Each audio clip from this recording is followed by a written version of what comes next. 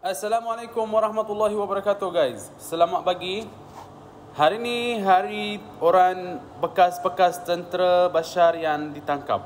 Banyak video dan banyak bukti yang mengatakan diorang dibunuh ramai orang Syria kerana tidak sokong Bashar pada masa dahulu. Ya, dan arahan itu akan datang daripada satu sekian, nanti diorang akan sebut dalam video. Biar saya tak kena tuduhan yang saya ni penipu ataupun membuat fitnah kan. Sebab banyak orang yang komen saya ni buat fitnah. So you orang dengar sendiri daripada mulut orang tu.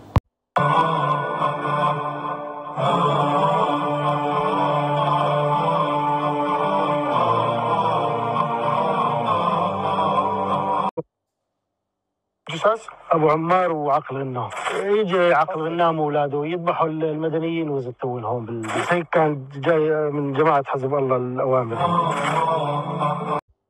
Guys, kami tak ada masa nak memfitnahkan sekumpulan ataupun siapa-siapa.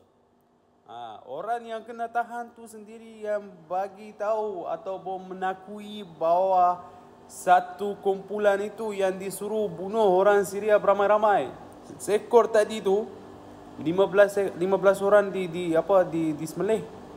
15 orang ditanam dalam lubang tu tahu.